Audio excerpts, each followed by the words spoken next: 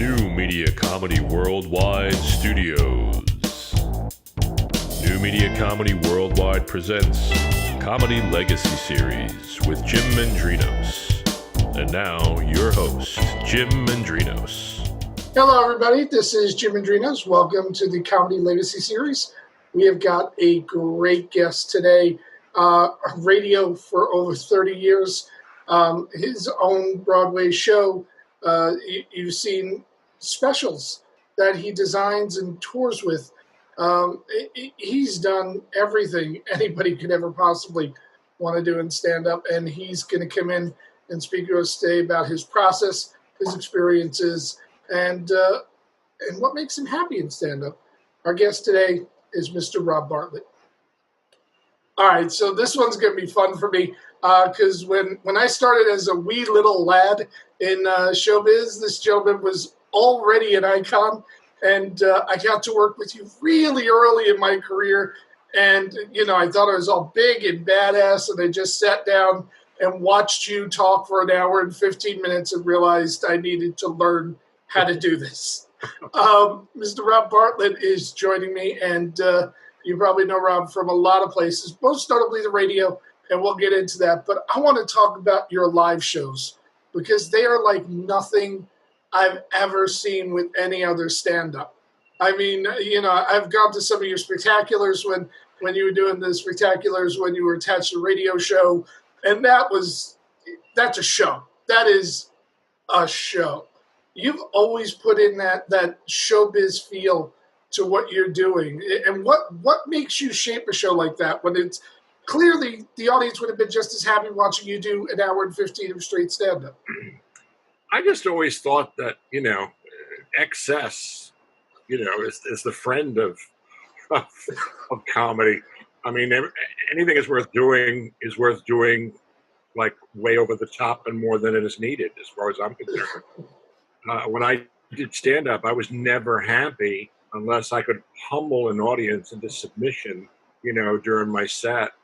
I'd seen Richard Pryor on the tour that he did for the first movie, the first live movie that he had done, and he followed Patti LaBelle, whose mother had passed the night before, and so she was just one of the most amazing performances I've seen of anything by anybody ever. And I thought to myself, you know, there's an intermission. This was like a late show. Probably, I think, an added show. It was either a second or third show. And it was at the City Center, I believe. And I thought to myself, this guy, he's going to have to set his dick on fire, not knowing what was going to eventually happen. But I thought he was going to have to do that to follow her, because she was, I mean, people were out of their chairs, like reaching for the stage. I mean, she was just, the emotion, it was just incredible. Intermission starts, and then before the intermission is even over, before the house lights are down, they just drop that, you know, that caricature of him, you know, they fly it in, and he just walks out on stage, no introduction. The house lights aren't even down. And he, for an hour and a half, was here at this level, no let up. And he pummeled the audience. So I thought, you know what, that's the way I want to do it. I don't want to give people a chance to catch their breath. I got a call from Bill Sheff once. He and his wife, the late great Adrian Pulse, said, we were just having a discussion. We can't seem to remember if this is a story about you or not. Was it you who was on stage and had somebody laugh so hard they actually threw up on the table? And I said, yeah, guilty as charged. So it's just like, anyway, I would always just go over the top. And then, you know, I'm a big fan of show business in general, show business history. And I'm a big fan of the Rat Pack. I used to love to watch some of that stuff. You know, there's a recording of a version they did for charity, I think in St. Louis. It wasn't actually in Vegas. The one with Carson hosting? I'm sorry? The one with Carson hosting? I think that's the one that Carson hosted. It was a benefit. And I thought to myself, this was when show business had class. This is when people, wore tuxedos on stage. It's like when you went out to see this at a nightclub, you got all dressed up. And, it was like there was something about it, a style to it. And it was just nonstop entertainment. There was music, there was dancing, there was comedy, there was ad-libbing, there was just, hijinks on stage. Which was kind of like the stuff we used to do at the East Side in the early days. There'd be a regular show, but like the show around the show with everybody in the audience, other comics just heckling and stuff we used to do impromptu on stage, that was more than half the show, So when I started to do these spectaculars, I thought, I've always liked to have music in my act, pretty much for as long as I can remember, closed with some kind of a musical thing.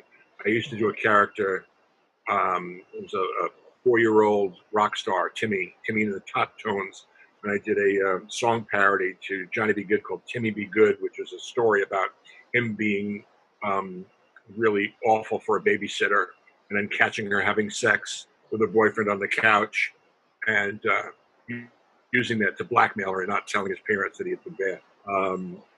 And then I started doing, I started my Beatle bit at the end where I would do She Loves You and kind of repeated what I used to do when I was a kid, basically just lip syncing and pantomiming all 4 separate Beatles doing She Loves You, which then kind of morphed into an original song that Gary Grant and I wrote called Sounds Like She Loves You, because we didn't want to get sued.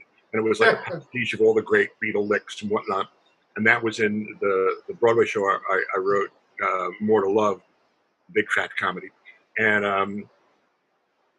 I would do that. But I thought,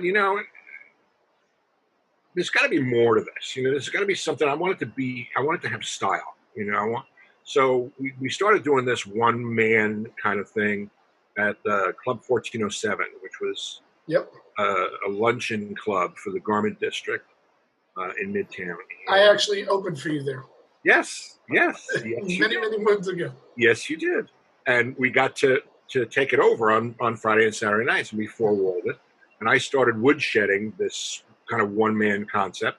And we had comics. I had a piano player, Carol Goldwasser, who, kind of provided a little bit of a soundtrack underneath the characters I was doing, because my act has always been basically characters. And so I thought, let me try having more than just a stand-up open for me. Let me add some music to it.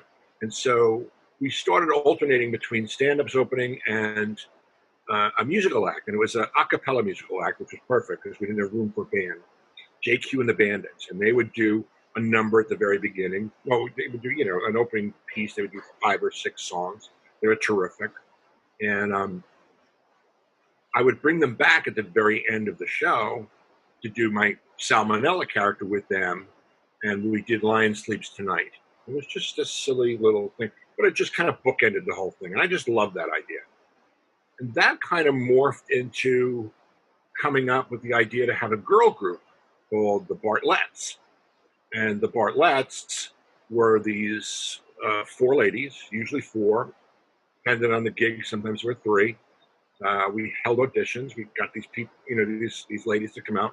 Every one of them more talented than the next. Anastasia Barbasulis, who is the president and CEO of the Bartlett organization, as I've elected her, she is the historian, and she, I think there's 30 some odd ladies who have been Bartletts over the years. And so we would have the Bartletts open. They would do girl group songs from the 50s and 60s. And then I would, go up and do my act. And then at the end, I would finish the show with my James Brown parody, Big Butted Woman. And they'd come back on stage to do Big Butted Woman with me. So it was like an extravaganza. So that's how that kind of started. And we took it to Vegas. It was one of the last acts on the Sands stage that the Rat Pack had been, doing for years and years, the legendary shows at the Sands. And so I was the last act on that stage before they blew it up. I don't think it had anything to do with my act at the time, but, but still. But but it kind of went full circle from being inspired by the Rat Pack to actually playing on that stage where they had been, holding court for so many years. Now, what I love about watching you live, like at Club 1407, or when I'd catch your concerts around the city, is you will hold on to a character and do the character for ungodly long periods of time. You just hold and keep to character in a way that's absolutely fearless. What is it about you? Because you see people do characters all the time, and Robin Williams would do 200 characters, but he'd do them for 3 seconds on a clip. I swear there were times I've seen you do Salmonella for 20 minutes easily. Yeah. What is it about you that makes you able to hold a character that long and have the audience never break fourth wall?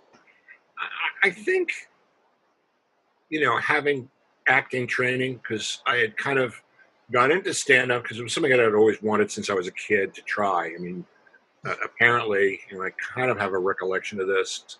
When I was in kindergarten, I imitated Pat Cooper's Italian wedding bit at the kindergarten Christmas party. And I made this girl I had a crush on, Ida Green, I made her laugh. So the seed was planted very early. But I kind of went into stand-up because I had no plan B. I was on a hiatus from college and started doing stand-up because I thought it would lead to acting. I'd always, been in the drama club and do the musicals in high school and all that kind of stuff. Always playing the comic relief characters in all these musicals. And I thought, that the time that I started out, the early 80s, late 70s, early 80s, Robin Williams, Steve Martin, these guys, these stand-ups were they were translating to film and TV. They were making, they were getting development deals, they were getting films, and so Hollywood became this place where they just decided, stand-ups are a great place to pick from that pool of talent is a great place to pick for programming, and for movies. So I thought that'd be my entree into legitimate acting, and it only took 30 years for it to happen. But that was I went into it with that in mind. That was going to be my stepping stone into being an actor. And you've done it. I'm sorry. You've done a ton of acting, from Law and Order to I believe you were on the last season of Elementary for that one story arc. And I realized the dream of playing a cop that I'd always wanted to do. But not only a cop, I got to be a police captain with a whole story that wound up not being good. I had no idea, but I was not a nice guy. I didn't find that out until I got the script for the 5th episode. And it was like, oh, okay. But I kept whispering, spin off, every time I passed by one of the producers. But I think that the ability, for lack of a better word, to stay in a character is ingrained in me from all the training, taking acting class and, being a drama minor and English major in college, and, all the shows I'd done, and to be able to create a character, a really believable, well-rounded, live character, you got to do a lot of homework in terms of getting a backstory and, creating the timbre of the voice, the accent, if there's an accent, the physicality, all of that.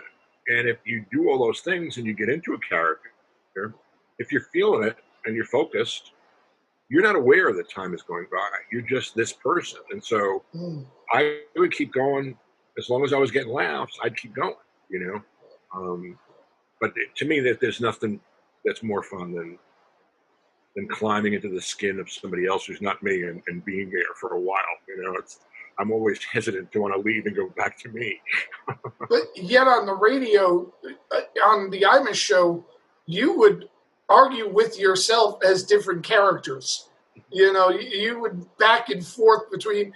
I'm remembering one time, and I can't remember the second character, but you were doing your Tom Carvel, the Cookie Puss, and arguing with somebody else who was also you. That was the basis for Salmonella, that character. It was a character I had created called Louis Panabianco, who was based on a guy I went to high school with named Louis Panabianco, and he evolved into Salmonella. That was my signature piece in the early days that Tom Carvel did. And it was Tom Carvel and one of his store owners, because the old Tom Carvel, the old Carvel commercials, Tom Carvel would be in them, kind of like Dave Thomas being in the Wendy's commercials. Mm-hmm. And so I would do Tom Carvel talking to Louis Panabianco about his store, and Louis kind of told his story. You know, he had a wife, she had a daughter who had some kind of a malformed foot, and she needed an operation, and he started to lose it a little bit, lose his composure, because Tom Carvel is making him do this Sunday promotion where it was buy one, get one free, so he had to give away half of his goods for nothing. And it kind of evolved into this thing where Louis was not happy about it and just kind of exploded.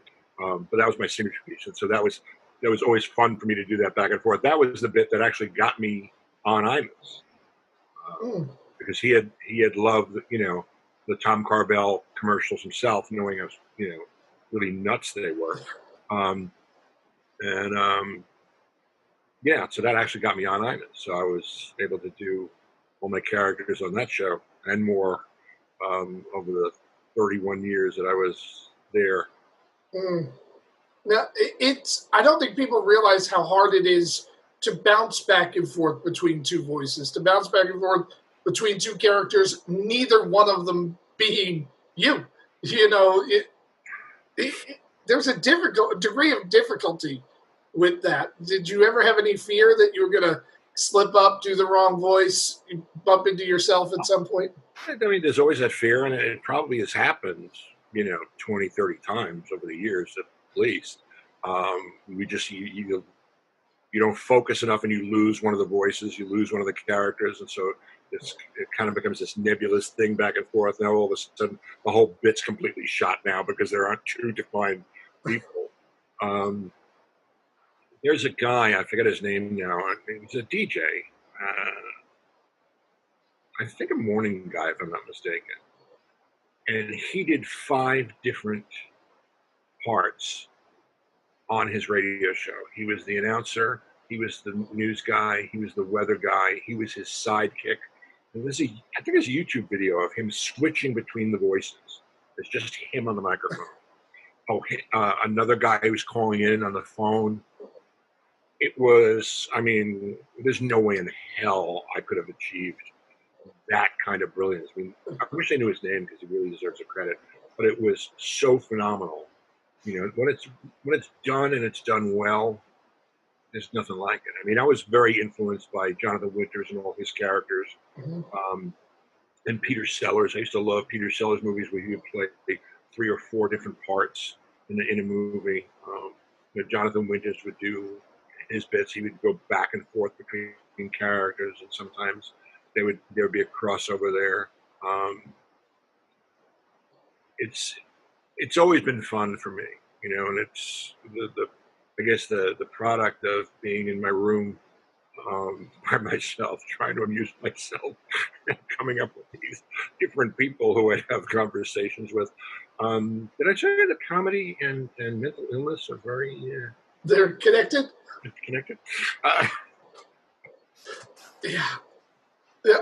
It's actually funny because we've worked together a couple of times. We haven't really talked much because I've always been so unbelievably intimidated by you because you've got such a mythology attached to you. It's like when they tell you you're going to work with Rob Bartlett, they almost whisper it like it's a mob deal. You're going to be opening for Rob Bartlett. By the way, this is the first I'm hearing of this, by the way. Oh my God. I'm hearing of this. No, it's when I saw you live, and then I was talking to other comics, and I'm describing the comic I saw live, and I couldn't remember your name, and they're like, "You mean Rob from the Imus show?" who used to be in the Triplets, that guy. And I'm like, I guess so. And it was like, stupid not to know you. You've always been revered by other comics because your stuff is so smart and so fun, and yet at the same time incredibly silly and just incredibly fun for everybody that's watching it. How do you create something that can be both incredibly intellectual at times? Because some of your bits are really, really the references. You need to be this tall to ride this ride. And yet at the same time, so silly like Tom Carvel, because there were times Tom Carvel degenerated into sounds. And it was clearly not that it wasn't the bit breaking down. It was clearly, no, that's the point of the joke for you at that point. How did you achieve that mix? And how on earth did you know that would work? I didn't know it was going to work.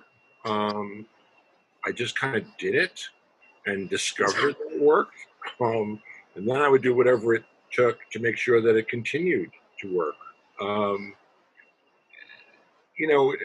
Coming up with a character and my process of writing is not the most disciplined, at least for my act. I mean, with Imus, it was very disciplined because I would do research and actually sit down at the computer and write out bits because they had to be a specific length, and they were increasingly more political as they went on. And I've never been a political comic because my feeling is that no one gives a shit about what I think about anything, nor should they, because I don't know anything. I'm the first one to admit I don't know a thing, and but the smart. So I would just come up with an idea for a character and wing it. It usually came out of crowd work. I would be talking to somebody and I would fall into something and just kind of explore it, just go by my instincts, try to come up with little defining moments for the character, and just letting it happen. It's one of those great things, and it's part of anything creative. You're pulling it from yourself, and there are a million different influences that brings you to that point. I'm pulling in, memories of the guy that I saw on the subway once, that filed away somewhere, and then, a teacher I used to have, and then something I heard somebody say that made me think of something. And you just combine all those together, and just it ends up spilling out. I used to go to gigs with my manager Gary, and I would come up with a voice for whatever reason. I'd see a road sign and say it in the voice, and then he would start interviewing me as that voice, and I would decide who the character was.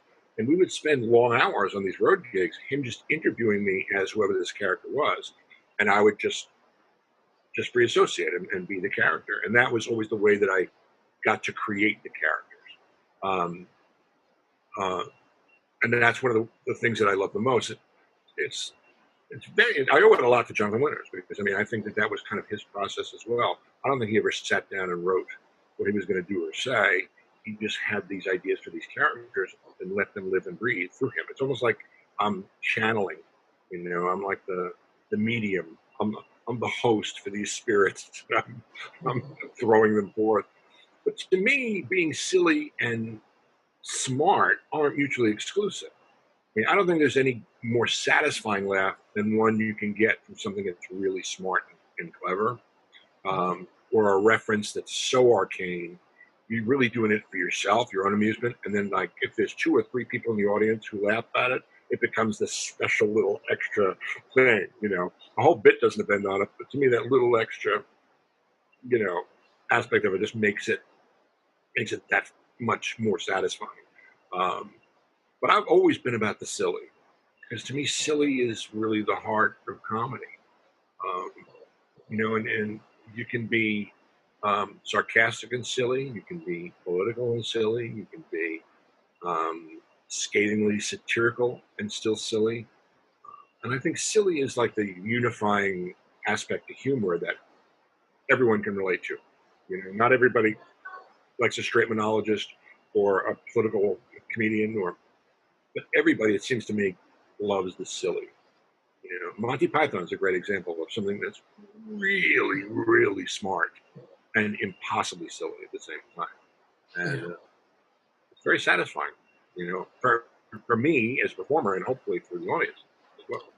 But you might be the only stand-up that does both. You might be, very well be, of our generation of stand-ups, the one guy that's kind of embraced that.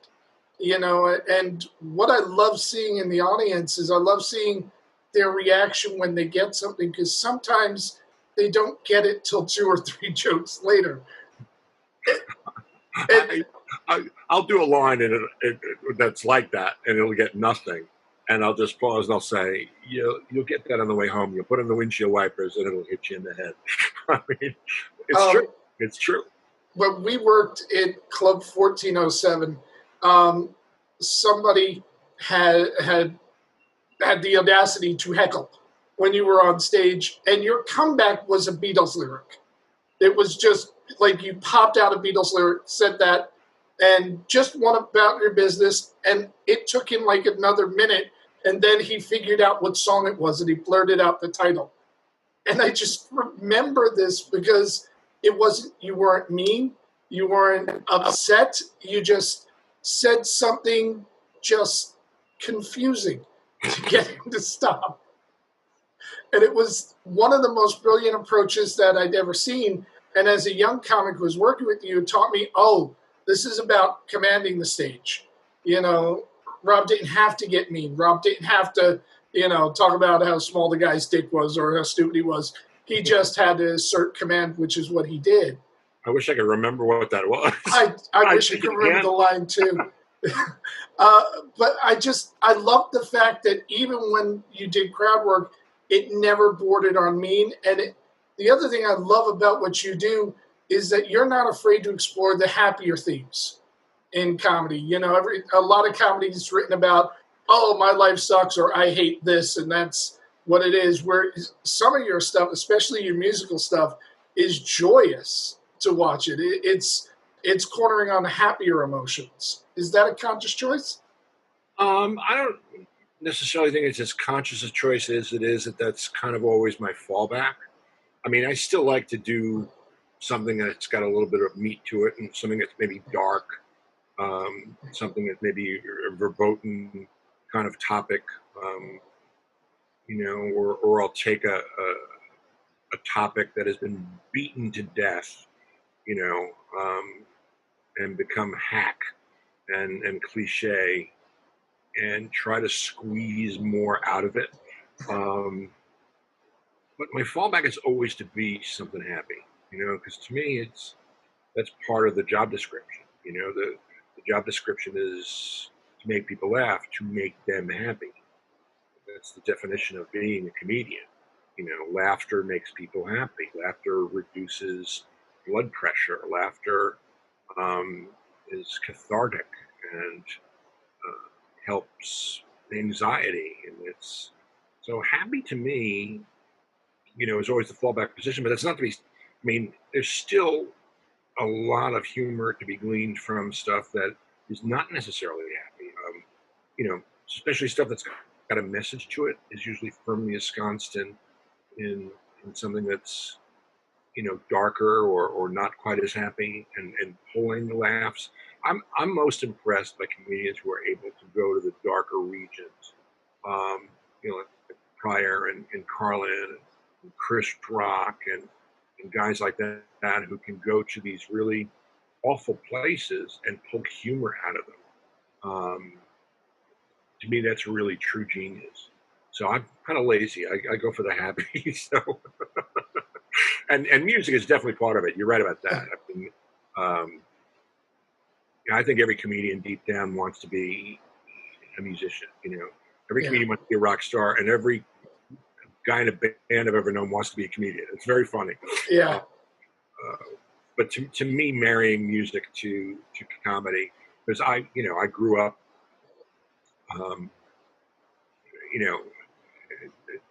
chewing on the Mad Magazine song parodies, which, by the way, were just the lyrics. You had to sing them yourself. I mean, it was not even musical. It was, to me, it was just genius. They would just change the lyrics to a song from the American Songbook, and they would do a song parody, and you'd sing it to yourself, and you'd see how really clever and smart and funny they were. So I always liked to do song parody for that reason. And to me, marrying music and comedy together just seems like such a natural, and that's also very joyous and brings, I think, happiness to an audience. I also want to talk about, because you're the only comic I've ever seen who's comfortable both ways. I've seen you on stage alone for an hour, just you, and I also see you do so much ensemble stuff throughout your career. The stuff on the radio, when you have your extravaganzas, even the identical triplets that you did with Eddie Murphy and Bob. I mean, all of this, you seem to be comfortable working with people, and you seem to be comfortable working on your own. And every time I've seen you work with people, you're clearly the star of the show, but you also set everybody up so that they get their laughs too. What is it about ensemble work that you enjoy?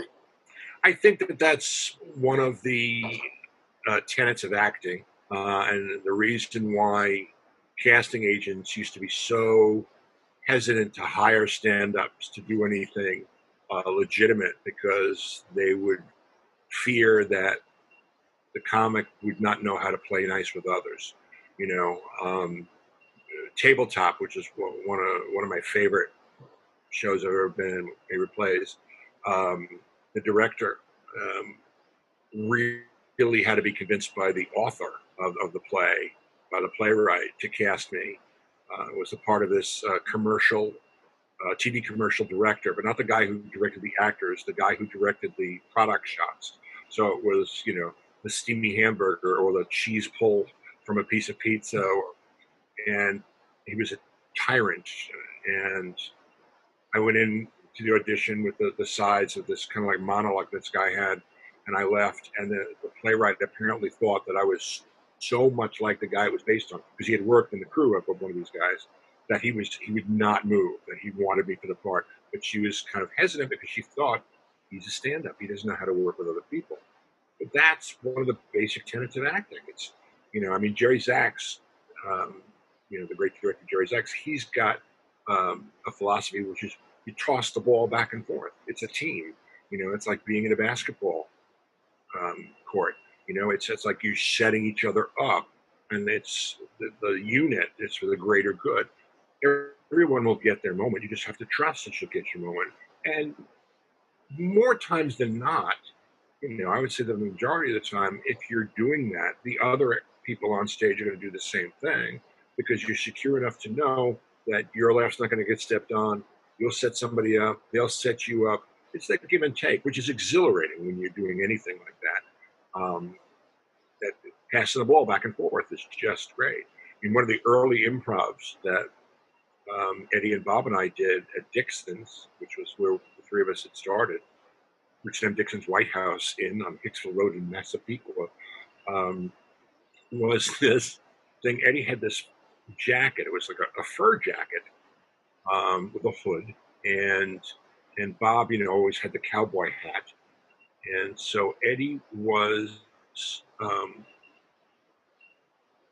Eskimo, and Bob was a hunter, and I was a walrus who sounded like Ringo, obviously, because I'm not the walrus. John's the walrus who's trying to talk his way out of being hunted by the hunter, but I'm not a walrus, and I had like drumsticks stuck up, for the dust.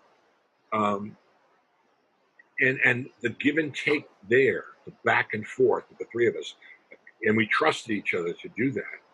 It was, nothing better than that.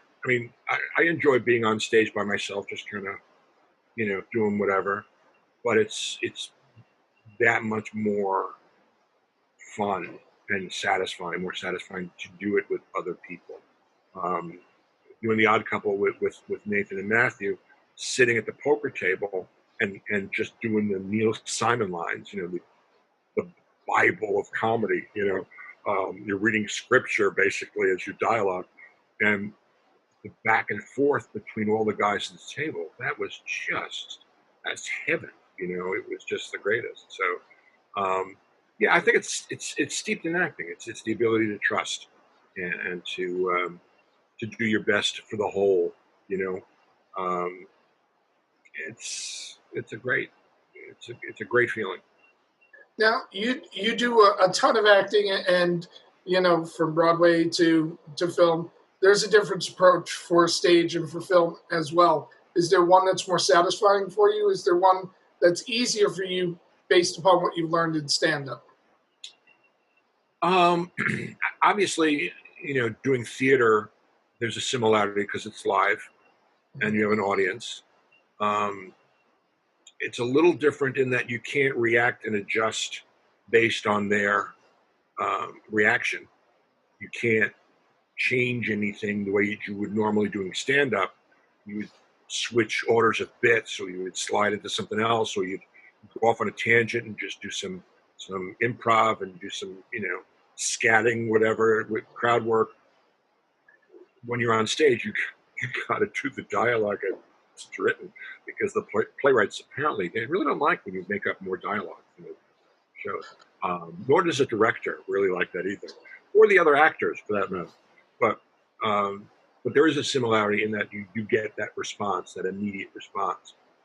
In film and television, it's very, very different, and it's the style of the acting is more the kind of stuff that where you get into the sense memories and stuff like that, where you're inhabiting a character, you're making it. It's the example of living truthfully under. You're trying to be as real as possible. You're in the station house in elementary, and you're talking to the rest of the cops. You got to almost believe that you are doing it, and you have to use the same kind of inflections and the same kind of movements that you would in a normal situation. In stand-up and theater, it's a little bit more exaggerated, obviously, because you don't have a camera right up in your mush showing every little nuance of your eye blinks. But I like each of them for different reasons. They are very, very different. They really are. Yeah. Even TV to film is different, even though most of the TV that I've done has been filmed and not videotaped. It's a one camera, not a 3-camera shoot. Mm-hmm. Film, they spend more time doing scenes. They all do many, many, many more takes than they do in TV, because in TV it's like, okay, we gotta keep going. We got 16 pages we got to do today, and then we got 14 pages for next week's episode. We're going to be doing simultaneously with the B crew, and so it's all. If you do 3 takes of something in TV, it's a lot. But always, it's so funny. Most directors will let you do another take if there's something that you wanted to try that you didn't get to do. Johnny Lee Miller directed one of the episodes I did with him, and every single time it was like, "Is there anything else you'd like to try? Want to do something more? We do it one more time." It's like that kind of giving, Yeah. And in film, it's like, okay, do this one. And it's like 30, 40 takes later, and then it's always like, okay, just do whatever. And then, at least the films that I've done, you do like. You kind of improv your way around what the scene's supposed to be. Those tend to be more natural because you're not trying to get the exact dialogue word for word. And those are the ones that usually wind up in the gag reel during the credits at the end. A movie I did called All in Time. That's exactly where some of that stuff ended up, with in a little box next to the credits, with me going, yeah. Are you out of your fucking mind? I mean, stuff like that was, always fun. Always fun. It's it is different, but I don't think I like one more than the other. I like them each for different reasons. Yeah. I also want to talk about the stuff you did on radio, because that's another skill set. You have to bring more to your voice, and you have to bring more to enunciation, diction, clarity of presentation. I'm amazed at how much you take your time, because when I see you in a club, a character like Sal can start talking faster, whereas he can't on the radio. Right. And that discipline, was that something that somebody sat you down and taught you? Was that something that you taught yourself? It definitely was something that was taught to me just by virtue of, the more I did it, the more I learned about how it's done, the way it's supposed to be done. I mean, timing, I think, is more important in radio than even stand up or film or TV. I remember Charles McCord and I were when we were still back at NBC. Charles was Imus's newsman and sidekick for years and years and years. And Imus, I think, was in rehab, and Charles was hosting the show, and I had written a piece called RoboComic, which was kind of a parody of RoboCop, which had just come out in the theaters. And the big punch at the end was, of course, the robot malfunctions and falls apart, and so we needed, a sound effect to, of like metal falling apart and going onto the floor, making a noise like that. And I learned more about timing. We spent 45 minutes timing when that should come in after the last line of dialogue. And when we hit it and when we knew it, we both knew it immediately. But it was like finding that exact moment. I mean, that just taught me a lot about the whole idea of radio. I had done kind of like it's almost like the National Lampoon Radio Hour in college called the Barf Show. And it was the same kind of thing, where you're more aware that people can't see you. So you have to be a lot more descriptive in your voice and in the sound effects that you choose of the music to create that illusion that people can picture in your head. And I learned more from being on the Imus show, I think, than anywhere else, than anything else I've ever done, more than any acting class. I just learned more about writing and comedy and performing and discipline, as you said, because I had to come up with a bit a day, 5 days a week, sometimes 2, it depended. And I did it for 31 years. So, there's thousands of bets. A handful of them still hold up and are funny, but more often than not, they weren't. But, you'd have to look, because the show was very current events driven, obviously most morning shows are. So I'd have to really know what was going on in the news to know what to make fun of, and what to do, and which character to pick to do it. And it was a class I took. It was a kind of like a master class. I don't know if he still does them or not. But the Robert McKee story structure class, it's a 3-day weekend class, and it teaches you about the elements of story, and uses Casablanca as the paradigm for it too. That's the last day you watch Casablanca, and you see all the little moments that he talks about the other days. And one of the things he said was, there is structure to the story. There's structure to anything written, whether it's a novel or it's a play or it's a movie or whatever it is, short story. It has structure. And structure, people might think, ties your hands. Structure makes you stay within the confines of a certain aspect. And he said, it's really the opposite. Structure opens you up, because knowing what the rules are forces you to a place where you come up with something to fit the structure that makes what you're writing aerial. It makes it that much more exciting, Instead of writing there's a house on a cliff, it's a small house that sits on a cliff. It's like, because you have to have active words to paint a mental picture. So it's in the structure, and I had certain parameters. It had to be, in the earlier days, a bit could go for 2 minutes, 2.5 minutes, sometimes 3. And then as the show progressed, they got smaller and smaller to where we were doing 60-second bits, some of the last things at the end. Even song parodies had to be within a certain time frame. Because you're dealing with short span theater, people who are distracted, they're in the car, whatever. So you really got to kind of grab them, get your laughs, and get out. The old leave them wanting more thing. And it had to be something that he would find funny. Even though to his credit, he let me do a lot of things that he didn't find funny that everybody else thought was funny. He just assumed that he was wrong, that it was funny. He just didn't find it funny. So it had to be within a certain frame. I couldn't use language unless I was going to beep it out. We could do when we were doing post-production work, but when the show evolved and became on TV, I was doing the characters live every morning, so that you couldn't curse then, you couldn't use any language then. So all those things almost made it easier because I knew what the rules were. It's like, when you're raising a child, it's very comforting and it gives them a lot of security to know how far they're allowed to push things. You give them free reign, it doesn't give them a sense of well-being, apparently. But so I always liked the idea of having a structure that I had to adhere to. It made me focus more to what I was doing.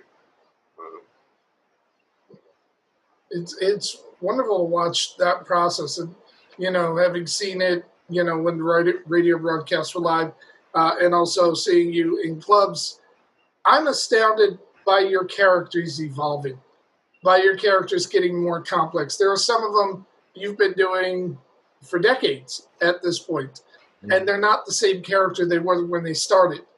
That evolution that you go through with some characters. For instance, Sal, I know that you'll still whip out on occasion, and a couple of the other ones.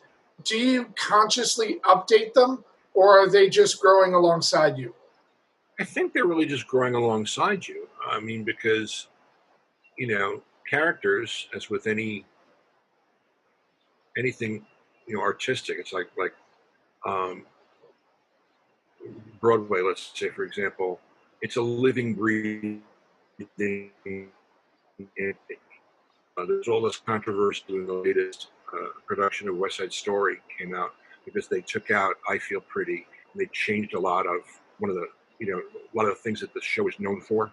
And like people who really love the original get all bent out of shape, but a living, breathing thing evolves, it grows, and so to kind of acknowledge that and incorporate it makes sense. It's not the same world that it was in 1957. I think when the show was first written and produced. To today, it's 70 years. So it's almost 70 years. It's a different world. And so to make it fit that world, some stuff can remain the same, Shakespeare, but the ways you do it can be different. I've seen Shakespeare done as a Civil War drama. I've seen Shakespeare done at the Globe Theatre in London, where it's done traditionally, where the men play the women. Both of them work. So with the characters, as I grow and become more aware and hopefully getting smarter as my life goes on in learning things, I think the characters do too, because essentially each of my characters has a little bit of me in them, because they're just by virtue of the fact they're coming from inside. And so as I'm growing, the characters kind of grow alongside you. Because they're living and breathing, and ideally, if you want them to be real enough, they have to, have their backstory. Everything gets informed by the backstory, and then the character, even just addressing what's happening in current events, changes because it's a different world than it was when I first started doing it. So I think it's just a natural progression. The essential character is still there. All the catchphrases and all the stuff that people associate with that character is still there, but it evolves. It's like Groucho Marx, the character that he played in all the movies. You look at Coconuts, the first one that they committed to film, all the way to, I think, Love Happy was the last one that they did. And that character changes. The essential elements of that character stays the same, but you can notice little subtle changes in it based on the time period of, over however many years it was, 30 years. So I think that anything that you're doing live, which is going to be living and breathing, almost has to change. You know, even Jack Benny doing the Skinflint's character that he did had an evolution. I mean, sometimes it's not a lot, but it definitely gets informed by whatever's going on in the world at that time, however you're feeling. I also love when I listen to your process. It sounds very much like you create on stage, like you bring so much on stage. How much do you watch what you've done to make your next set better, or is this set to set your goal is to create? Quite possibly to my detriment. I've never been a fan of watching or listening to stuff that I've done. You know, the 2 CDs I put out, you know, I can sometimes listen to them without cringing. But for the and I know you learn that way, and certainly I've noticed that when I have taken the time to either look at or see things, like I found, I don't know how this got out, but somewhere there was a video of me at Catch. I think it was a video audition for Cher. She was looking for an opening act, and so I had the Bartletts, and they did a little number, and then I did, you know, 15-minute set or whatever. I found it, and it was from the early '90s, I guess, and some of the material I still do, and I saw it in its infancy and learned a lot. You know, some things that I'd forgotten that I probably shouldn't have let go by. You know, and I didn't hate it. You know, I didn't hate it, but I was never really much of a fan of doing that. Only because, like I said, I usually bring it to the stage, because to me, going from here to there is much more expeditious and seems purer than here to here to here to there. You know, that extra step, I feel like it takes something out of it, at least for me. You know, if I'm writing a sketch or something, like, you know, for IMUS, or the stuff I did for Ruth the Spectator, or the stuff I do now for my podcast, I still do this, but the original concept kind of goes through here, because writing is really rewriting.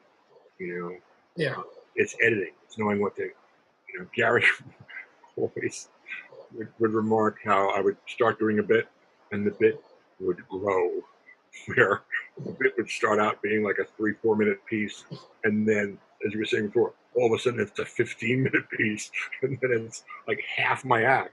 It's just, you know, you got to know how to, is it kill your darlings, or, you know, learn how to edit stuff, get it out, you know.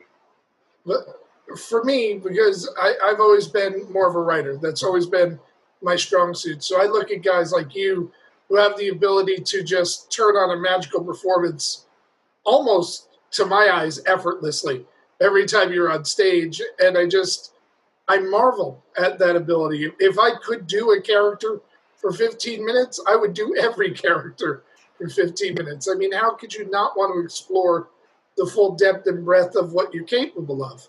I would think as a performer that reeling it in is much more difficult when you know you have the talent to keep going. Yeah, but you also have to remember it's not just for you. I mean, that's the key. You know, I did a bit about childbirth that I thought was great. I loved. And Gary and one of the guys, one of the husbands, one of the Bartletts, they both hated it. And eventually I wound up dropping it, because I kind of got the feeling that maybe it wasn't worth doing it. Somebody was having that strong a reaction to it.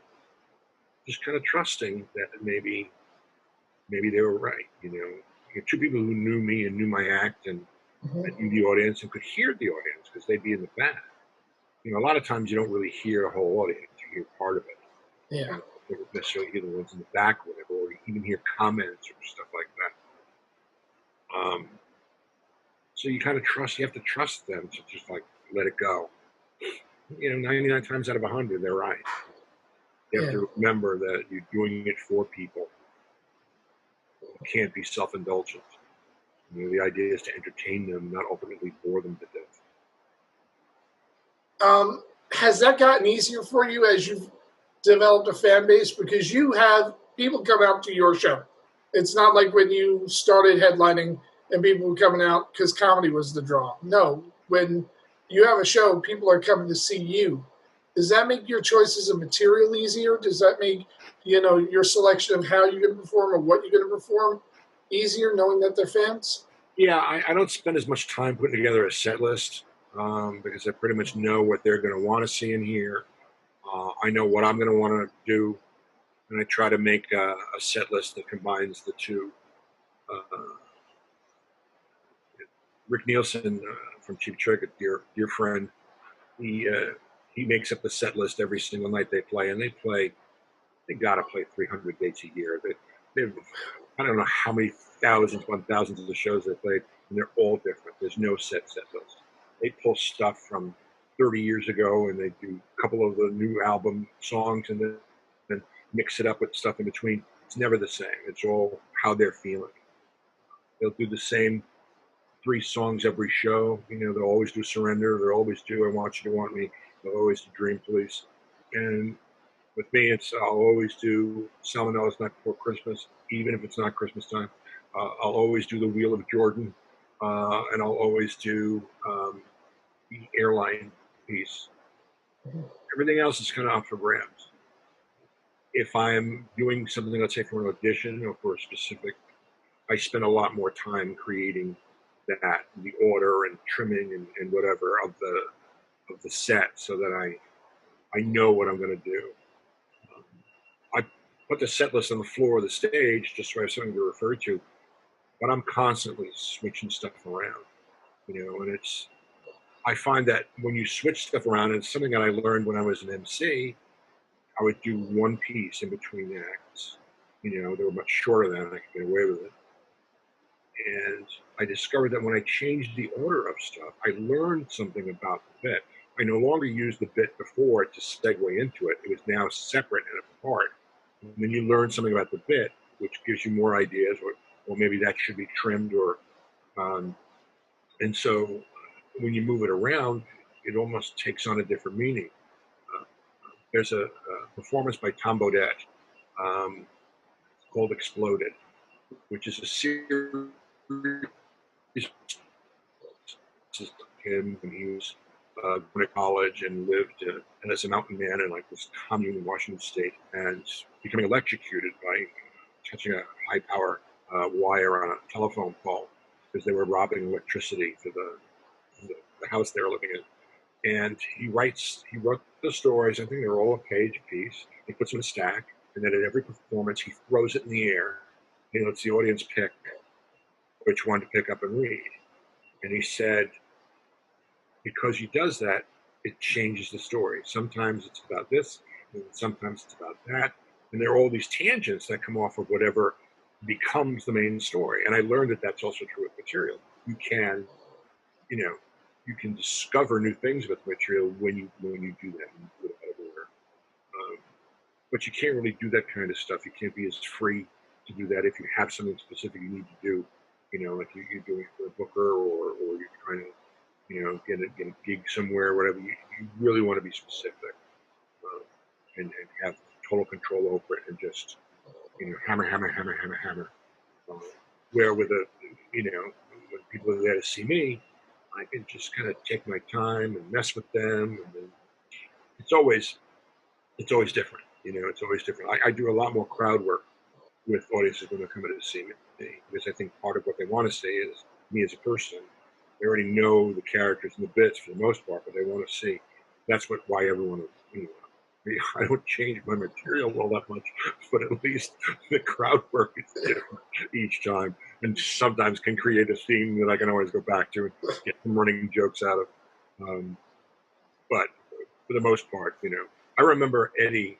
I remember seeing Eddie. He was after Saturday Night Live, after 48 Hours, after Beverly Hills Cop. He was on the. I guess Delirious was the first movie. he was on that tour. And I was playing the Richmond Comedy Club, and he was playing the Richmond Jagunda Dome, whatever it was, which I could see from the balcony of my Motel 6. And I watched the people driving. How was the people going in to see Eddie? And I got a phone call from Richie Tinkin, his manager. He was in town. I said, Eddie'd love to see you. So they drove the tour bus over at 2 o'clock in the morning to my motel. They took me to the Hyatt where Eddie was staying. And Eddie was saying how it was the strangest thing that he didn't have to do anything to get laughs. You know, he could say one word which had nothing to do with anything, and he would get a laugh. You know, he said it's just because they're excited to see me. They're there to see me.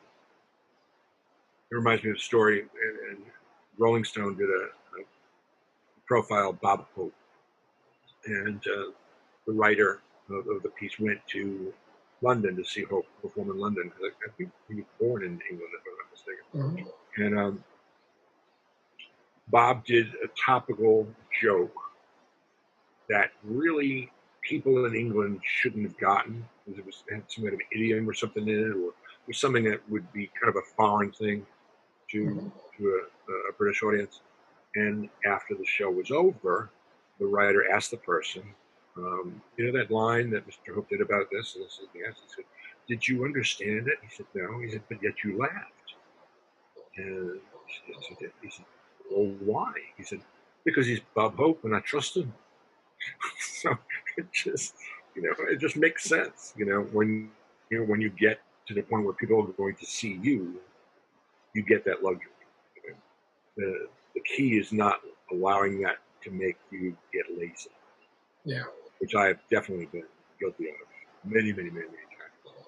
It doesn't sound like it. It sounds like this is actually a harder way to write. And I would think because you've done your fair share of late night shows and television spots as well, I would think it would be also make constructing a set for that a little bit more difficult than it would be for a straight monologist. Yeah. As a matter of fact, the first Letterman shot I did, they called, I think it was a Tuesday, just because I'd done the New York Big Laugh Off. And Letterman's booker, Bob, I can't remember his name now, blotted it out of my memory, was one of the judges. And so he calls, I think it was a Tuesday, and said, you'd be interested in doing the show? I said, yeah. I start thinking about what my set's going to be. And the next day I get the call. They hadn't given me a date. I figured I would do the process the way everybody did. They would come out, put together a set. They'd come see it. They'd give me feedback. I'd create the set. And then finally, when I had worked it out to the point, they would give me a date and I would do it. So next day is a Wednesday. He calls and he says, can you do it tomorrow? I said, what? He said, well, Elton John canceled. And it's Fran Lebowitz and Jerry Lopez, the surfer, who is promoting the Conan movie. He's in the Conan the Barbarian movie. And Elton John was supposed to be the guest, but he canceled. I figured, all right, I already know what I'm going to do. Let me just do it. Yeah. I didn't have a suit, so I wound up renting a tux. It was the tux I was going to be wearing for my wedding the following month, figuring maybe I'll get a break. Maybe I'll get it for free for the wedding. I didn't really have any shoes that were TV worthy, so I got a pair of black Nikes with sneakers with the tuxedo. And I guess because the censors hadn't seen any tape of me, I had to do my act, or what I had planned on doing, in the hallway of the censor. And to my horror, about 3 minutes of my 7-minute set was not going to be allowed.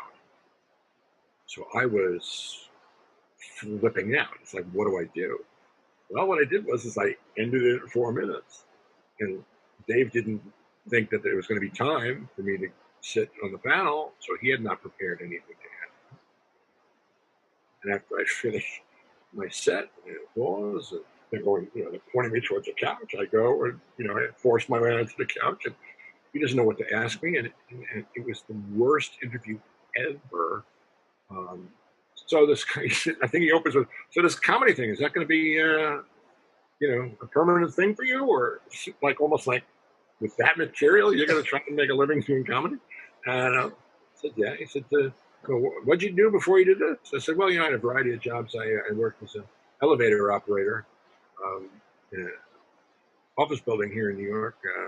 I had a lot of ups and downs, thinking that it was like kind of an ironic thing to say, almost not trying to do it like I thought it was really funny, which Dave thought I was trying to do.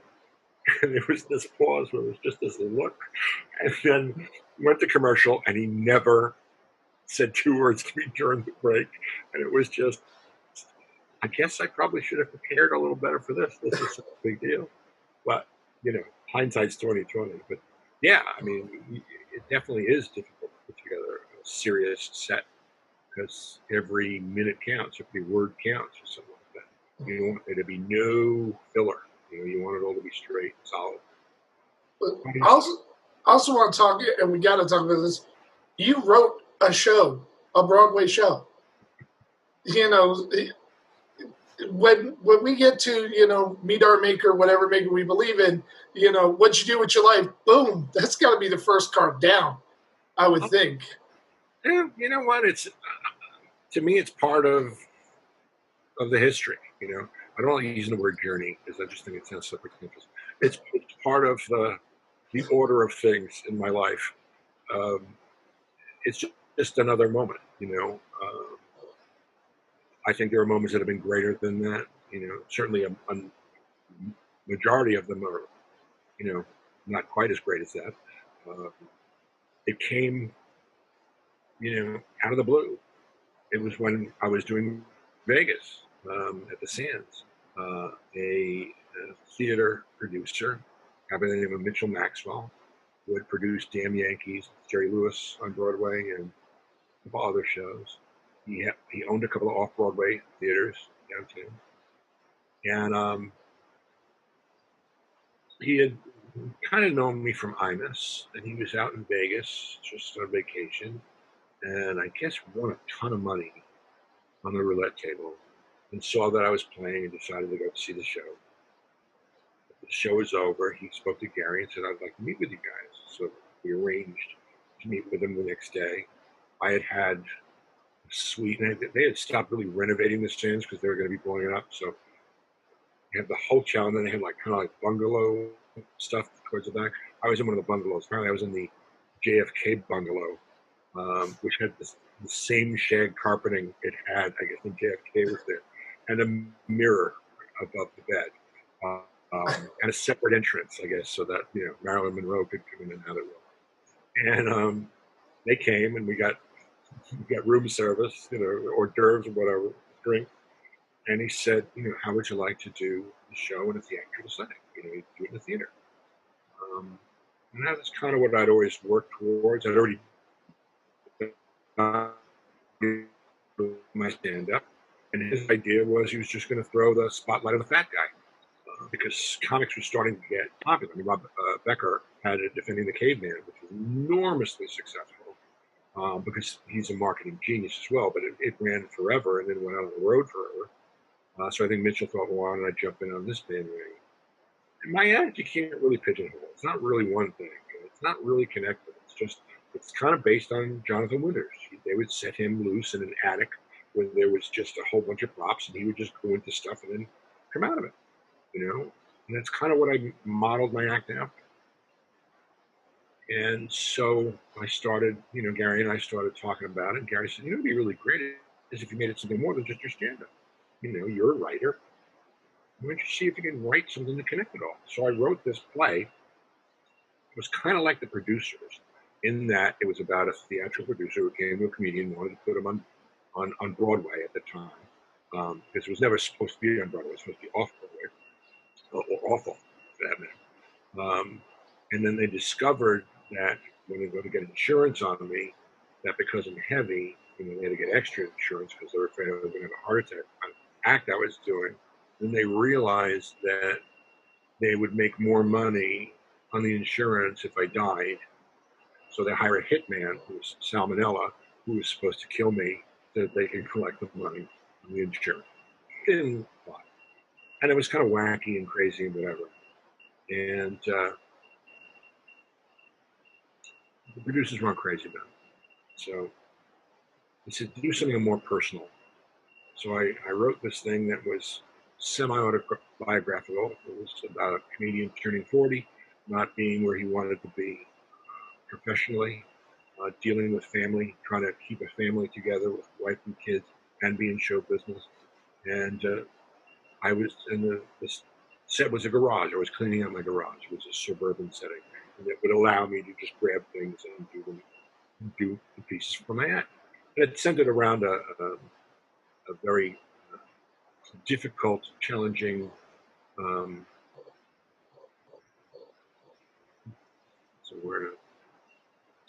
a tough relationship with a father, an absentee father. So the whole thing, and there was sentiment in it, which I think was the death knell for it, that there was actually some sentiment in it. And so we did it out of town in Connecticut. It was called Have a Nice Life, a big fat comedy. I had Emily Skinner playing my wife. Emily was a Tony-nominated actress. I had Walk Waldrop, who was a director with a lot of credits, great comedy director.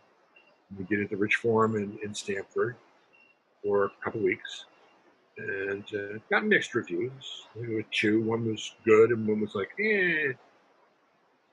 And so there were a lot of things that they thought needed to be changed. So the summer comes, and I start rewriting it, and they say, well, Gene O'Neill Theater is going to be vacant. We can have it. And Gary said, well, if we can do Broadway, we got to do Broadway. They said, that script is not going to really work Broadway. So they brought in Jack O'Brien, the guy who did Hairspray, and, Addams Family, and about 500 other enormous hits. And he kind of helped me woodshed the script, and it was much more streamlined. Same basic theme pieces. Cast Dana Reeve, the late great Dana Reeve, as my wife. Joyce Van Patten, great character actress who I kind of had a crush on in the 70s when I was a kid. Played my agent, and we opened at the Eugene O'Neill Theater in October. It was 16 previews, 4 performances. The pull quote from the Times was "avert your eyes." So we didn't last a week. We closed at the end of the week. Sunday was our last performance, and it shouldn't have been on Broadway. I think that was the problem. I think they were all just waiting for me to come to Broadway so they could just stick it to me, because I had no business being on Broadway. And I think it was the first show that season. I opened that season, 1998, 1999. So, that's for that. I licked my wounds for a year because I didn't book anything because I thought I was going to be doing the show. And but having been one of the people at the previews, it was a good show. It was okay. It was a very good show, and it's for me, one of the things that I thought was unfair about it was they wanted your stand-up. Mm-hmm. I think all the reviews I read of it is such a brilliant stand-up, and this show doesn't live up to it. They wanted your stand-up, and I thought that was unfair when you were expanding artistically. It wasn't really a play. I mean, it was just there are set rules for what makes a play, and it wasn't really a play. I mean, I at the time didn't understand, because to me there was so much crap that was running that I couldn't believe was running. But that was all this she stuff that was being brought in from London or whatever, the West End. But a lot of that was just sour grapes, I've written a couple of plays since then. But, one's about stand-up. Actually, 2 of them are about stand-up. But, maybe I'll do a Zoom reading of them. But I got no desire to bring it to Broadway. It was just something that I wanted to try to do. But it's just a straight play. It's not trying to incorporate, to shoehorn my actor characters into a story about a guy with a midlife crisis and an absentee father with a difficult relationship.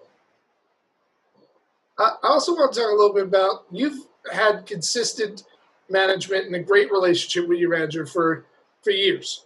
Mm-hmm. Has which most comics don't. We go from rep to rep to rep to rep, almost like we go from wife to wife to wife. But you've always had the consistency. Has that helped you be able to focus more on being creative, not having to worry about it? Oh, absolutely. I mean, you know, I bounce stuff off him all the time. He makes suggestions all the time. You know, he knows me backwards and forwards. I mean, I know him longer. I mean, I've been with him longer than I've been married to my wife. Um, you know, he's been managing me since 1982. And, you know, he actually saved my life.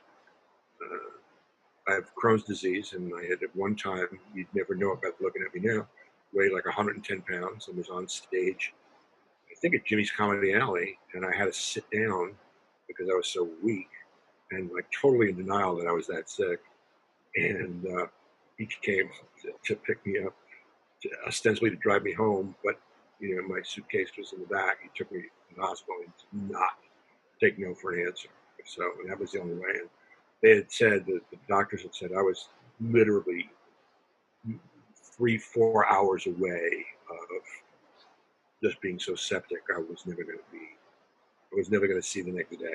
So, um, so he's a very, very loyal guy, a very, very smart guy, very, very talented guy himself. I mean, he's a brilliant composer and musician. You know, he's got a great sense of humor. It just works. You know, Yeah, I think it's also a lot of comics have the same wife for a long, long, long, long time. You yeah, know, it just seems when it's right, you don't want to mess with it. yep, You know, and I look back at everything that I've done over my career, and you know, aside from a brief period where I wished I had been Ray Romano, um, I'm not unhappy. You know, I'm pretty happy with what I've been able to do, and you know, no regrets. You know, and continue to come up with stuff that you know. Hopefully, there'll be some more stuff that'll, you know, this podcast thing. I'm trying to get one of my characters, Benny Benjamin, who is a foreign um, get rich quick scheme infomercial guy running for president. So I'm trying to see if I can get that to go viral. Because again, it's just silly. It's not even political. Just silly. yeah. But you know, you got to keep plugging, keep moving. You know, Gary's all about how there's no retirement in show business. So None. Uh, let's. I do want to talk about because I don't think a lot of people understand how much work you do for the Crohn's and Colitis Foundation and helping them raise money and helping them raise awareness. You know, almost every public interview I've seen of you, you know, you've mentioned them in some way as well. And you mentioned that you had it. I believe, if I'm not mistaken, one of your children also suffers from it. Um, and so, you know, what's it like working with an organization like that, and how can people contribute if they want to? um, I do a lot of stuff for charity only because I'm such a very, very lucky man, very, very fortunate to have the life that I have. And so I really believe that everybody's got a responsibility to do something to make the community better. You know, everyone should provide. And so I've done, you know, whenever I could do charity work, I would do charity work. I mean, usually it involved just doing a fundraiser, you know, being an MC for an event or auctioneer for an event or performing at an event. Um, that's actually how I got on the IMA show the first time. I was promoting a show I was doing at Jimmy's Comedy Alley for the Starlight Foundation, which is kind of like one of those Make-A-Wish charities. I got my gig with the WWF at the time, being one of the first commentators on Monday Night Raw, um, by doing a benefit for the Connecticut Special Olympics, which I've been associated with for 30 some odd years. Not that I do it to get these career opportunities, because I think those are the only two, but I just think that you really should do some service. And they reached out to me because Imus had made a huge donation uh, when he knew that my son Devin was suffering from it. Devin's had, I don't know, 8 or 10 surgeries. And finally, knock wood, he's healthy as a horse, engaged to be married with incredible fiance. Just like my daughter, which kind of makes their impending marriage like incest, so I don't like to talk about it. But Crohn's and colitis, any kind of IBD, doesn't get talked about a lot because it's an embarrassing disease. When it flares up, depending on how severe it is, you can't be further than 10 feet from a bathroom, and it can happen like that. So there were a number of times I had been on stage when I had an accident. You try to pretend it didn't happen. You still have another 30 minutes you have to finish in your act. I mean, stuff like that. And so it's got kind of a stigma attached to it. So nobody really talks about it. So because they don't have poster children, they have a hard time raising money for it, even though it's more and more prevalent. I guarantee anybody watching this either has somebody in their immediate family who has it, or they know somebody who has it. And they're doing research, and they're getting really close. They're learning new things every day, and because they're kind of like an underdog, I got involved with them. I just made this huge donation, and they learned about Devin, and they made him like their spokesperson. They made a very young person spokesperson every year, and they gave him that honor, and he became the focus of their fundraising for a year. And they did so much for him that I just decided to do whatever it was I could do for them. And you can check out the Crohn's and Colitis Foundation in your area. They're also a great place for information if you have a family member who's suffering from it. They just, they go out of their way to help people, especially kids. They have a camp that they send kids to for free for a week, and they're with other IBD patients, so there's no stigma. Everybody's going through the same thing. And it's the first opportunity they've had most times to go to a camp because they don't have to worry about having an accident or being caught in a bathroom. So they're a great source of information and fundraising for research, because they really believe that a cure is not that far off. So that's what we keep your fingers crossed for. That's awesome. You've been incredibly generous with your time. I did want to ask you just a couple of quick things before I let you go. I got nowhere to go, so unless you have somewhere to go, I'm yours. So. No, well, this is going to be our first 4-hour interview then. Okay. I ask all the comics because it's such a hard business. A lot of times we focus on the negative. And I know for me, my journey would not be complete if I didn't have really great comics that saw something in me, reached back, gave me some advice, some structure, discipline, starting at 19 years old. I don't know if you remember Barry Berry, but I came off stage and Barry was later like, okay, here's how you write jokes, or Joe Bolster talking to me about holding for a laugh, while we're sitting at the bar at the comic strip, being a 20-year-old kid, not understanding what he was talking about. So it was all the great people that reached back and gave me little lessons that years later I understand how big they are. Who are the people early on in your career that were instrumental in helping you form the basis of your comedy? I guess because when I started, it was really the beginning of the big comedy boom. Mm-hmm.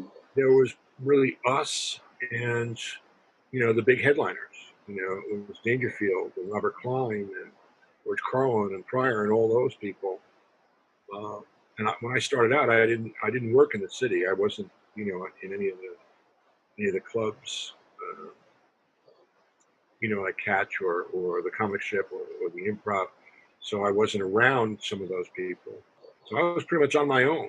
I had influences, people that I patterned myself after, obviously.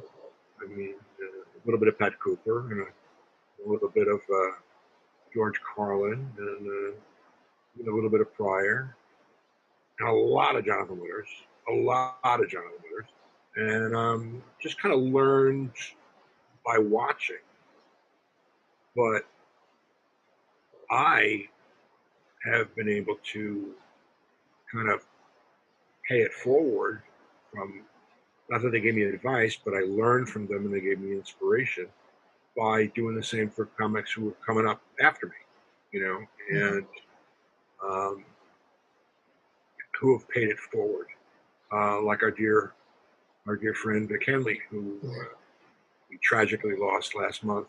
I had done, I'd worked with Vic, who was the single greatest person to be on the road with, because he was an extraordinary human being, one of the kindest, smartest, gentlest, funniest, fiercely funny, brutally funny guys, with a heart, bigger than Alabama, where he was from.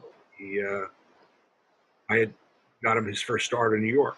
I, worked with him on the road, and I said, "You got to come to New York, man. You should be working New York. You should be not banging it out at the punchlines down south every week. You should be getting some TV and some." And he, in turn, did that for every single comic who came up after him, and hopefully they'll do the same, because that's the only thing we really have. There's a lot of cutthroat stuff in show business, any form of show business. I find it less of a thing with comedians for some reason. I guess because it's probably one of, if not the hardest things to do in show business. It requires a certain kind of a personality, which is usually a dysfunctional personality trait. But we kind of all share that. And so we all kind of identify with each other's beginnings and what got us into it and whatnot. And so there's a lot of give and take with each other. People giving somebody a line or a bit or an idea. It seems to be there's much more of a brotherhood among comedians than there are in other forms of show business. And I think that that's what makes us different. And, that's what keeps it going. I see a lot of the guys who are popular now. I feel like one of these old fart Catskill guys that I used to look at. I don't get it. I can't. Why is this funny? It's like when I'm doing a Fort Lauderdale comic strip with Eddie Murphy, and Dangerfield would go in to try out material. Caddyshack had hit, and all of a sudden he was huge again, and he was trying out a set, and we were all like in awe. Dangerfield was there, and he came out after destroying the room, and he asked me to give him some feedback about what he had done. It was like, Dangerfield's asking me? So that's the kind of relationship we have. But anyway, he wanted Rodney to see him. Rodney, man, you gotta watch my act. Gotta watch my act. But of course, that time Eddie's act was shit, piss, fart, dick, motherfucker, but brilliantly funny. And so Dangerfield watches him, and Eddie comes running out to the bar after the set. And he goes, "What'd you think, man? What'd you think?" And Dangerfield goes, "Kid, you're funny, but where you gonna go with it?" And a month later, he was on Saturday Night Live. With it, Rodney. But anyway, that's the way I feel. I feel the same way. It's like I don't understand this. It's anti.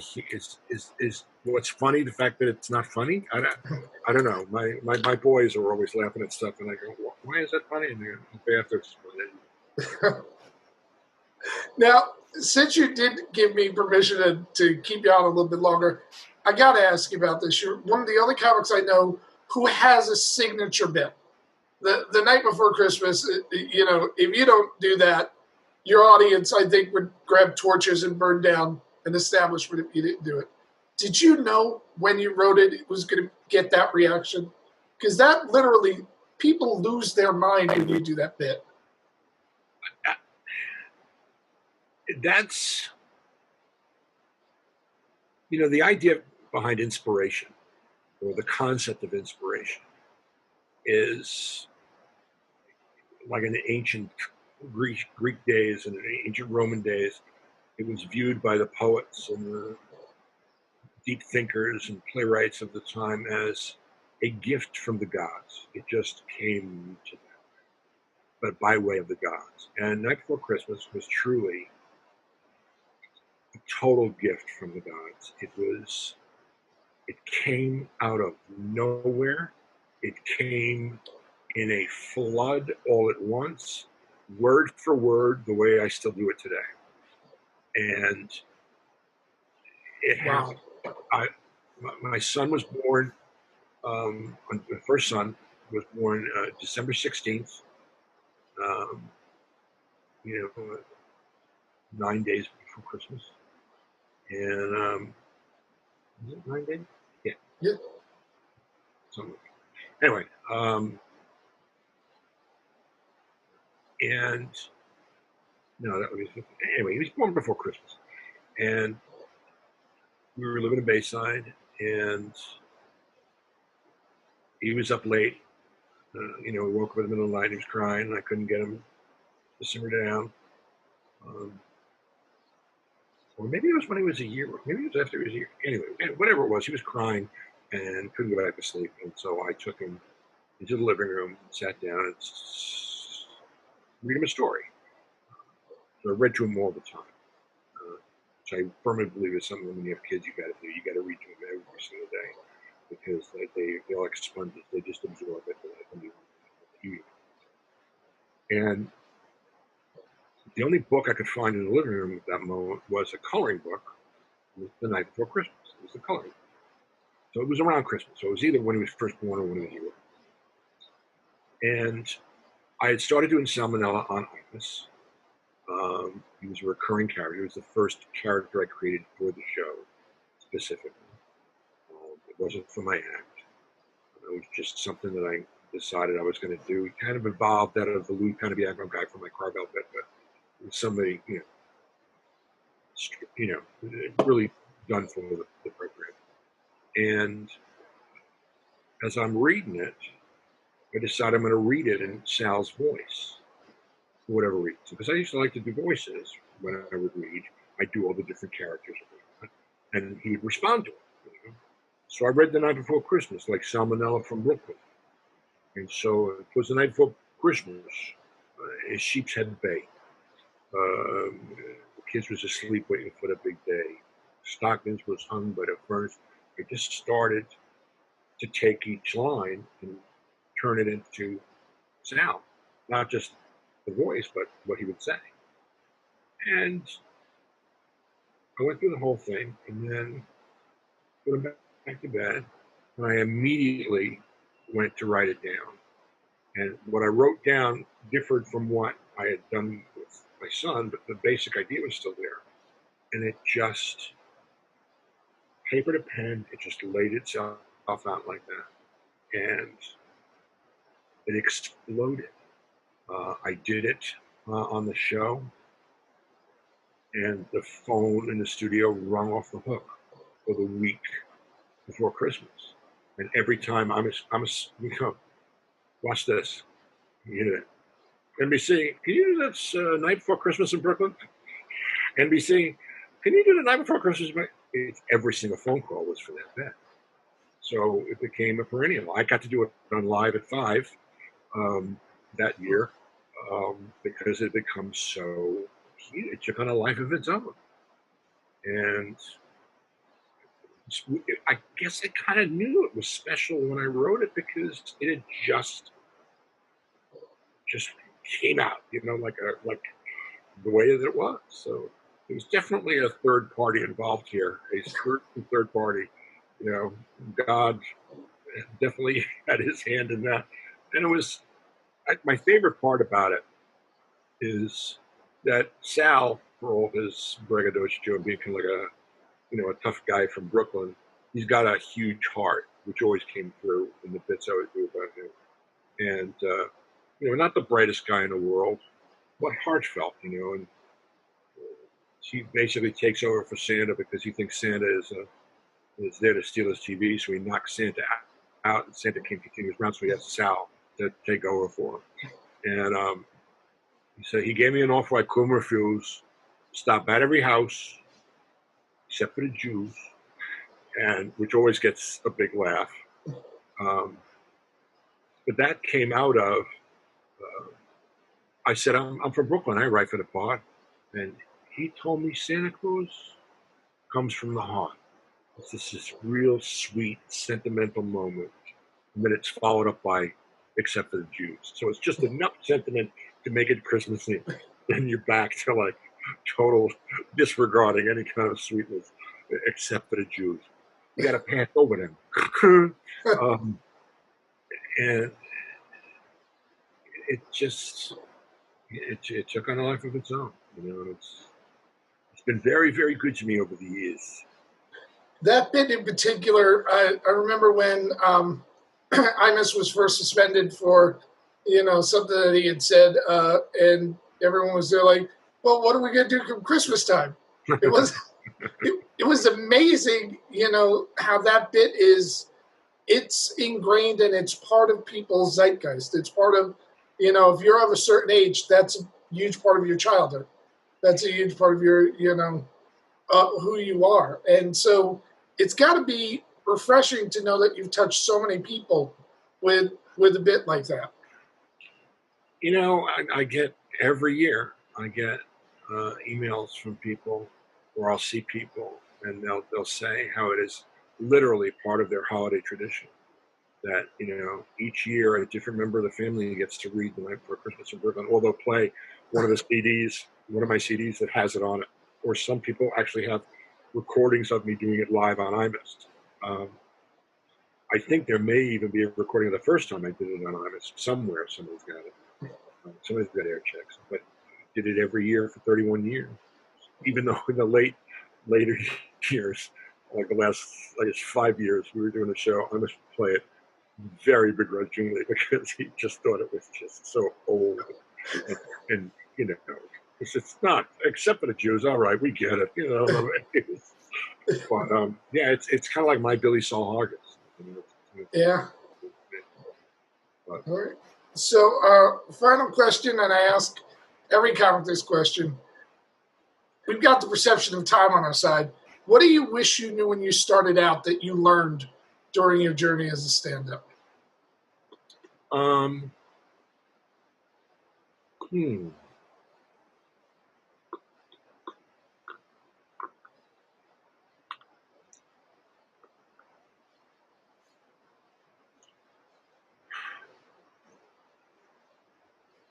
You know what? I don't know. There's so many.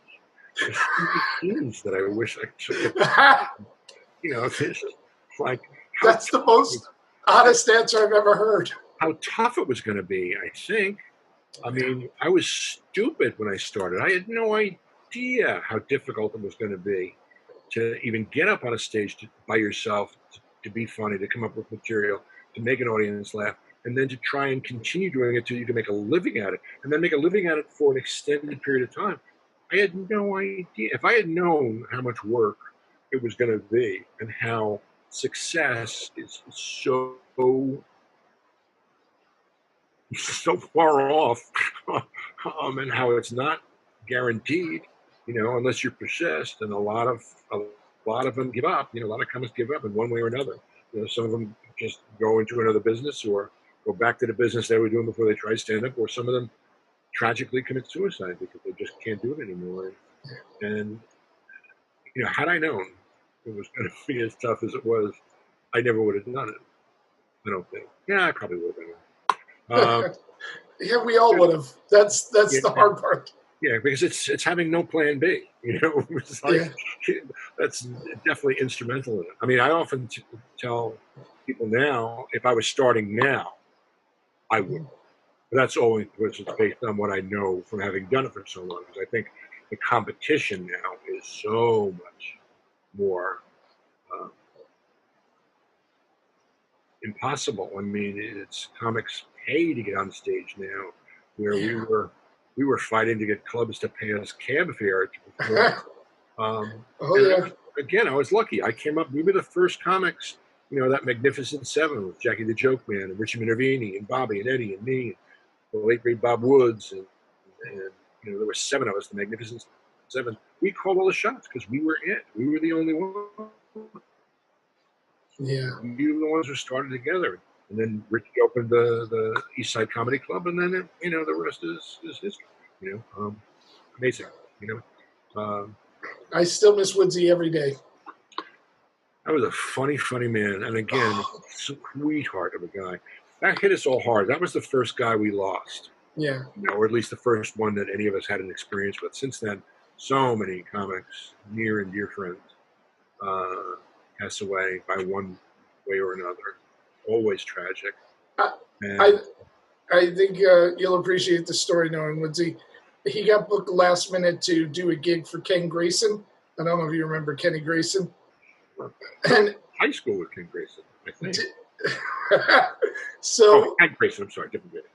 So we both get to the gig, and it was my first headlining weekend ever. And the middle canceled out last minute. Woods was open, and Ken gave Woodsy the middle spot. And I'm there like, no, you got to flip us. And the owner's like, that's not what my sheet says. Woodsy's there like, pal, you need to relax. You'll be fine. And just all I remember was I had to change outfits in between shows because I was so drenched with sweat from having to follow him. In each show, it was painful. It was baptism by fire. Woodsy had the single greatest laugh of anybody I ever knew. If you could make Woodsy laugh, it was gold. Yeah. He had the greatest laugh. It's one of my favorite stories of all time. Woods and Dave Hawthorne were Dave Hawthorne was a guy who had been in a group, in a trio with Billy Crystal. And then Billy went off to become a star, and Dave stayed behind. And Dave was a huge pot smoker and a huge est believer. And loved the word walrus. Loved the word walrus. And he didn't change his act the entire time I knew him. And apparently it was the same act he'd been doing before I even knew him. I don't know if he's still doing it. It's probably the same act. But he was always quick to tell people how he could be a star if he wanted to. He would just call Jack Rollins. I can pick up the phone right now and call Jack Rollins because he was our manager. Jack Rollins is the famous manager. So, Robin Williams, Woody Allen, and on and on and on. And he'd put me on. He'd get me on Tonight Show tomorrow. I'd just pick up the phone and make a call. So Woodsy and Hawthorne and Eddie Murphy get booked in a Catskill hotel for a gig, a one-nighter. It's at Friar Tuck's in the Catskills. And so they drive in Hawthorne's, he had Nova. They drive in a plan, but it's, of course, it's every comic's car was a total beat to shit, piece of shit. And so, right, Nova in Spanish is Nova, which means won't go.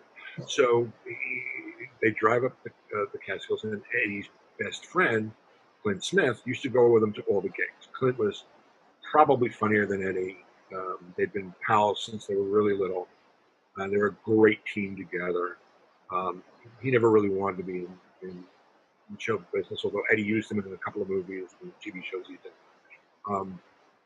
So they're listening. They're sitting in the back. Woods and Hawthorne are sitting in the front. Of course, there was like it used to be like a bus pan filled with beer in the front, which of course, Woods would be drinking as they were driving. And they go to Friar Tuck's, and it's a disaster. It's a total disaster because,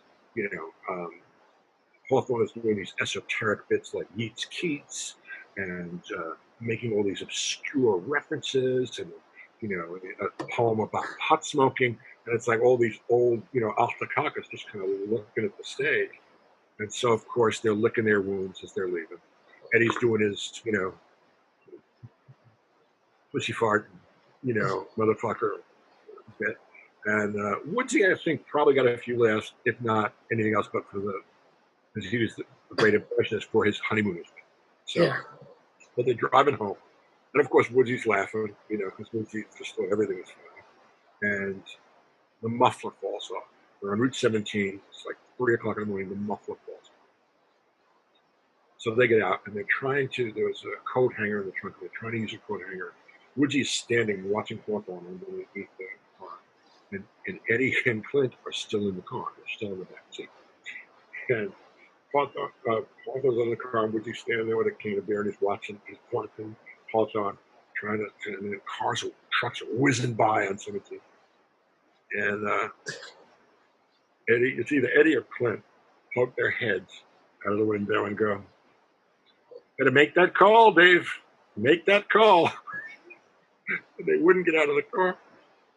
I think, as the legend has it, Woodsy collapsed laughing and laughed the entire way home to Long Island from the Catskills.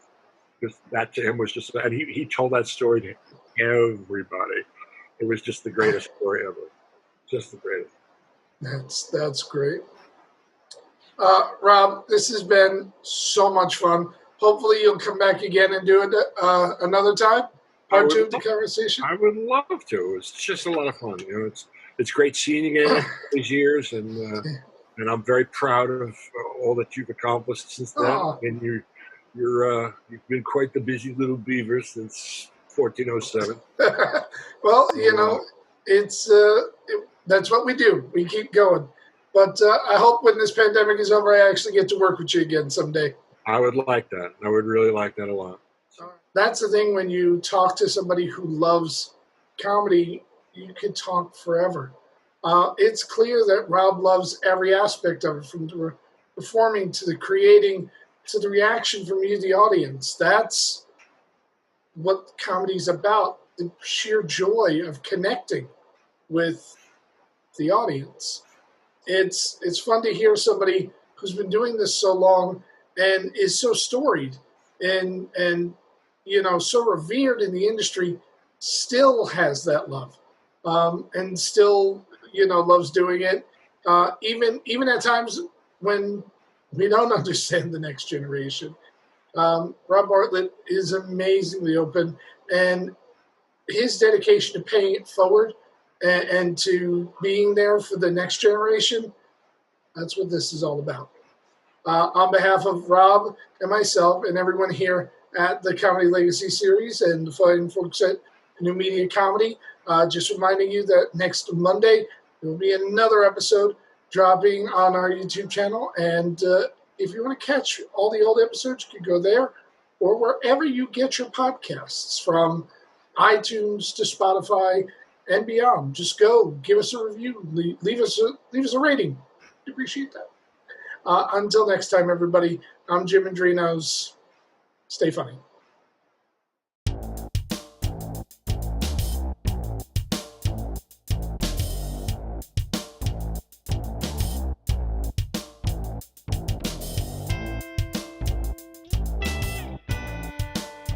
This has been a New Media Comedy Worldwide production.